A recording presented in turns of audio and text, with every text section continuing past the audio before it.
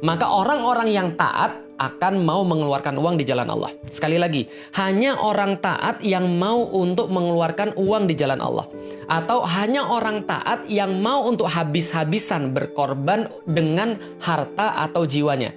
Pertanyaan sekarang adalah, kalau seandainya Rasulullah begitu mudah memotivasi para sahabat ketika perang Tabuk, ketika perang Badar, ketika perang apapun dan segala macam, dalam kondisi negara pada saat itu yang Rasulullah pimpin waktu itu memang tidak punya uang cash, maka kemudian Rasul meminta semuanya berebut ngasih hartanya mereka. Kenapa? Karena Rasulullah memastikan bahwa negara itu, bahwa kehidupan itu, bahwa masyarakat itu, bahwa yang mereka perjuangkan itu semua untuk meraih ridho Allah Subhanahu wa Ta'ala. Lah sekarang mohon maaf, kalau seandainya sekarang kita lihat yang menghina Islam didiemin, yang menistakan Islam kemudian gak pernah ditangkep, orang-orang Islam malah dibully terus, tiba-tiba ada tokoh-tokoh muslim yang tiba-tiba ditangkap tanpa kejelasan apa masalahnya gitu ya. Lalu kemudian ada banyak kezoliman-kezoliman yang gak bisa disebutkan satu persatu. Semua itu terjadi tiba-tiba ngomong tentang wakaf uang, tiba-tiba ngomong tentang syariat Islam, tiba-tiba ngomong bahwa sedekah itu merupakan syariat Islam. Ada yang miss di sini. Kamu nggak menanamkan akidahnya, kamu nggak menjelaskan, kamu nggak buat orang trust dengan bahwa ini adalah bagian daripada kerjaan yang Islami, tapi tiba-tiba kamu pakai dalil yang Islami. Itu sama aja kayak gini.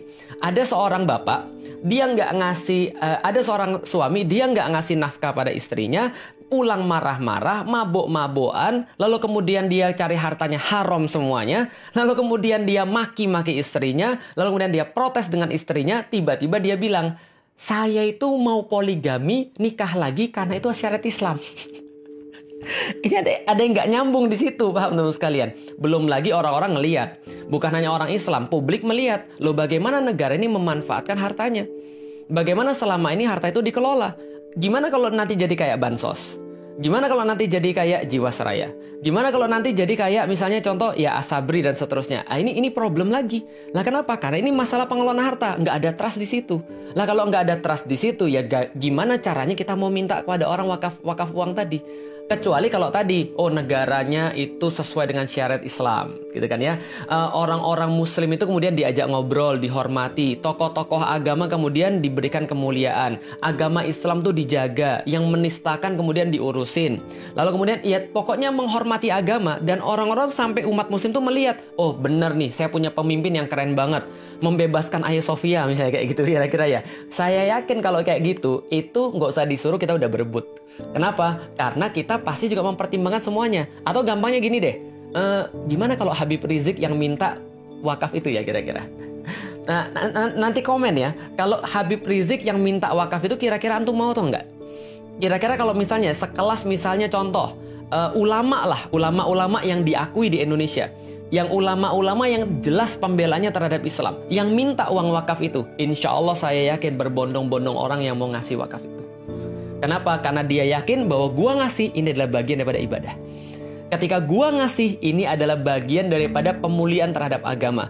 Karena itulah teman-teman sekalian yang perlu kita lihat, jangan cuma kemudian wakafnya doang yang mau, uangnya doang yang mau, tapi kaum muslimin dibully, dipojokkan, radikal. Kalau bahas tentang radikal, ya itu pasti bahasnya tentang Islam.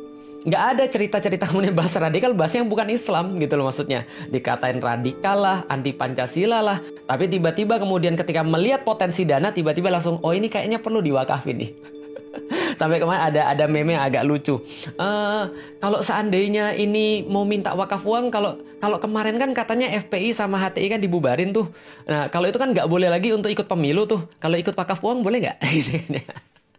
Jadi misalnya ada yang bikin meme kayak gitu. Ini kan kenapa? Distrust. Orang nggak percaya lagi dengan keadaan yang sekarang.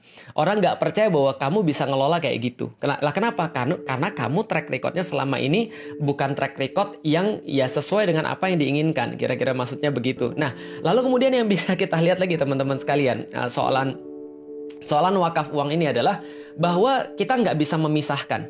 Kita nggak bisa memisahkan antara iman dengan pengorbanan kaum muslim. Dan itu sudah terjadi dari zaman dulu.